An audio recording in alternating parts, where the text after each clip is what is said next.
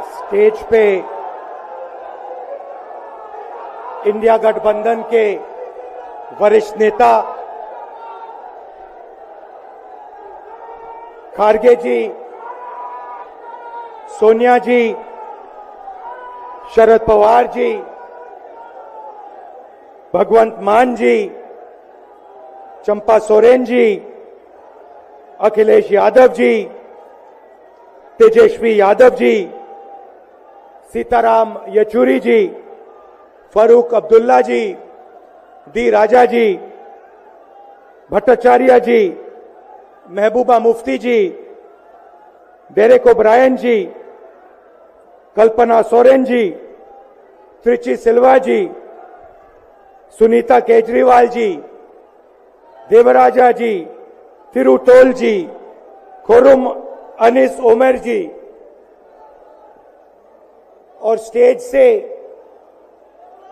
मैं केजरीवाल जी और सोरेन जी का भी नाम लेना चाहता हूं, क्योंकि वो आज यहां है नहीं, मगर दिल में हम सब एक साथ खड़े हैं। भाइयों और बहनों, इंडिया गठबंधन के कार्यकर्ताओं, आप सबका यहां बहुत बहुत स्वागत, नमस्कार।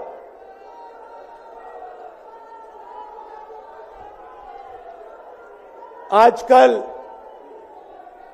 आईपीएल के मैच चल रहे हैं, देखते हो आप लोग। मैच फिक्सिंग शब्द सुना है आपने? सुना है? जब बेईमानी से एम्पायर पर दबाव डालकर प्लेयर को खरीदकर कैप्टन को डराकर मैच जीता जाता है। क्रिकेट में उसको मैच फिक्सिंग कहा जाता है। हमारे सामने लोकसभा का चुनाव है। अंपायर किसने चुने? नरेंद्र मोदी ने। हमारी टीम में से मैच शुरू होने से पहले 2 खिलाड़ियों को अरेस्ट करके अंदर कर दिया। तो भाइयों और बहनों, ये जो चुनाव हो रहा है, नरेंद्र मोदी जी इस चुनाव में मैच फिक्सिंग करने की कोशिश कर रहे हैं। ये जो उनका 400 सीट का नारा है, ये बिना ईवीएम के, बिना मैच फिक्सिंग के, बिना सोशल मीडिया और प्रेस पर दबाव डालकर खरीदकर, ये 180 पार नहीं होने जा रहा है। सब मिलाकर आप देखिए,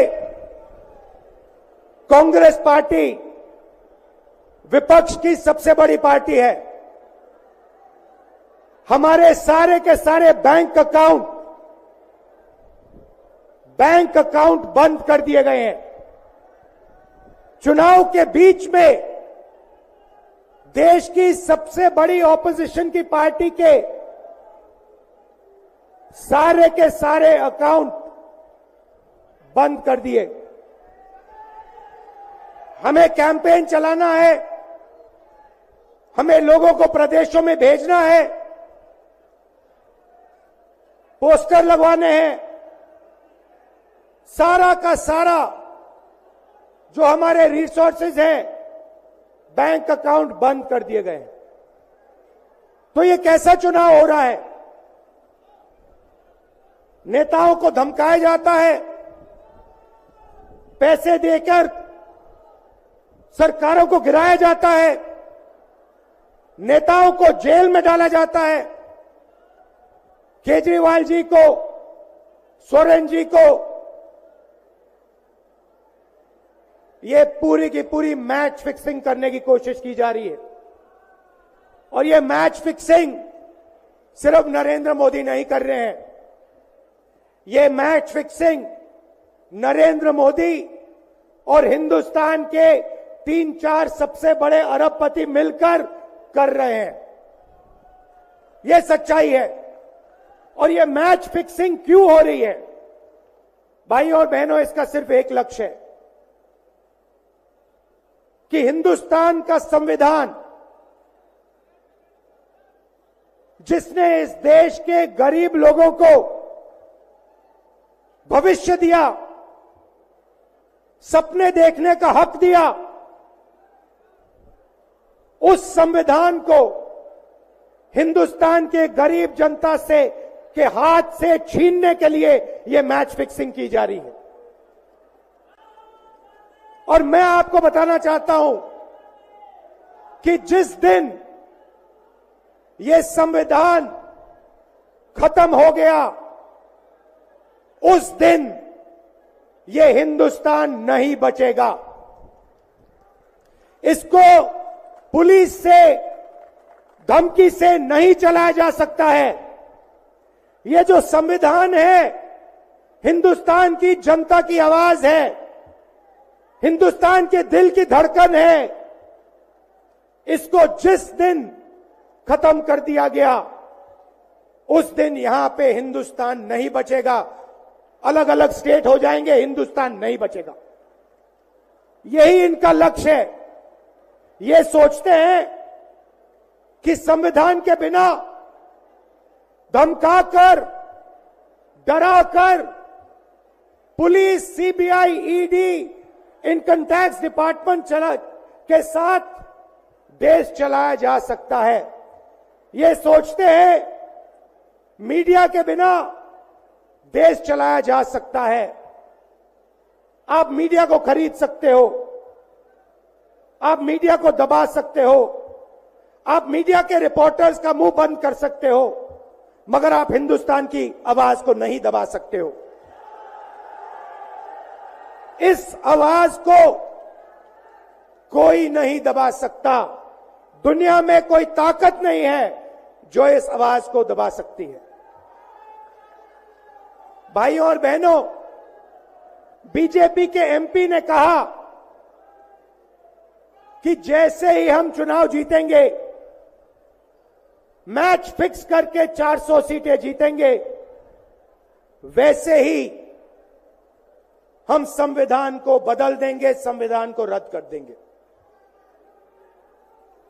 ये ऐसे ही नहीं बोला गया। ये टेस्ट करने के लिए, आइडिया टेस्ट करने के लिए बीजेपी के एमपी ने बोला है।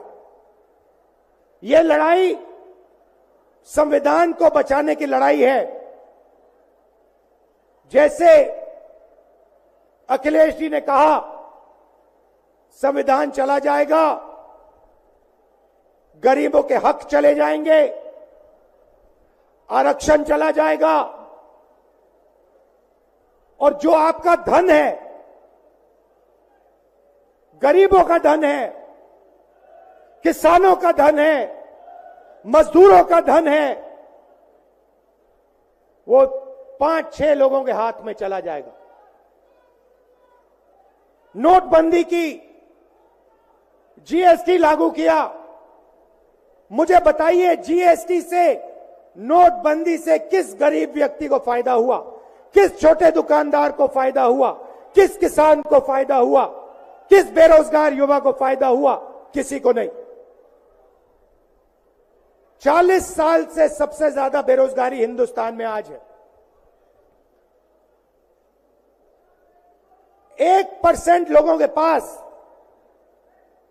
हिंदुस्तान का पूरा धन, 22 लोग हैं। जितना धन उतने उनके हाथ में है, उतना ही धन 70 करोड़ लोगों के हाथ में है। ये संविधान को क्यों मिटाना चाहते हैं? क्योंकि आपका धन जो है आपसे छीनना चाहते हैं। मैंने जाति जनगणना की बात की, किसानों के एमएसपी की बात की, युवाओं को रोजगार देने की बात की। यही देश के सामने सबसे बड़े मुद्दे हैं। मगर एक बात याद रखिए, अगर आप लोगों ने पूरे दम से वोट नहीं दिया तो इनकी मैच फिक्सिंग कामयाब हो जाएगी। ये आप भूलिए मत। और जिस दिन मैच फिक्सिंग कामयाब हो गई, उस दिन आपका संविधान, हमारा संविधान खत्म हो जाएगा। जिस दिन संविधान खत्म हो गया, उस दिन हिंदुस्तान के दिल पर एक बहुत बड़ी चोट लगेगी। तो ये जो चुनाव है, ये चुनाव कोई मामूली चुनाव नहीं है। ये चुनाव हिंदुस्तान को बचाने का, संविधान को बचाने का, और जो गरीबों का हक है, किसानों का हक है, पिछड़े वर्गों का, दलितों का, आदिवासियों का, गरीब जनरल कास्ट के लोगों का हक है, उसको बचाने का हक है, उसको बचाने का चुनाव है। यह बात आप याद रखिए, क्योंकि अगर यह चुनाव जहां मैच फिक्सिंग की जा रही है, वो पूरे देश को दिख रहा है, बीजेपी के लोग कह रहे हैं। कल में से एक व्यक्ति मिलने आया, मुझे कहता है मैं ट्रेन से आया, मेरे साथ बीजेपी के कार्यकर्ता बैठे थे, उन्होंने कहा कि कुछ ना कुछ गड़बड़ है। यह सच्चाई है।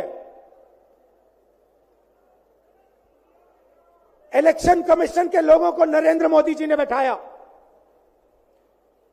दो नेताओं को, दो चीफ मिनिस्टरों को जेल में डाला। चुनाव से कुछ ही महीने पहले अगर डालना था तो 6 महीने बाद डाल देते, 6 महीने पहले डाल देते। नहीं, चुनाव से 2-3 महीने पहले 2 चीफ मिनिस्टर को डालना था। आपने हमारे बैंक अकाउंट बंद किए। बैंक अकाउंट बंद करने थे, 6 महीने पहले करते, 1 साल पहले करते, 6 महीने बाद करते, कोई फर्क नहीं पड़ता। आप चाहते हो कि विपक्ष चुनाव ना लड़ पाए, और इसीलिए आपने कांग्रेस पार्टी के बैंक अकाउंट रद्द किए, आपने इलेक्शन कमीशन में अपने लोग बैठाए, आप जुडिशरी पे दबाव डाल रहे हो, क्योंकि आप चाहते हो कि मैच फिक्स हो, संविधान रद्द किया जाए और आप सत्ता में रहो। मगर भाई और बहनों, मैं सच बोलता हूं, और मेरी बात आप अच्छी तरह सुन लो। अगर हिंदुस्तान में मैच फिक्सिंग का चुनाव बीजेपी जीते और उसके बाद संविधान को उन्होंने बदला, तो इस पूरे देश में आग लगने जा रही है। जो मैंने कहा याद रखो, ये देश नहीं बचेगा। ये चुनाव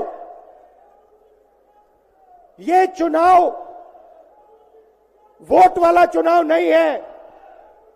ये चुनाव हिंदुस्तान को बचाने वाला चुनाव है, संविधान की रक्षा वाला चुनाव है।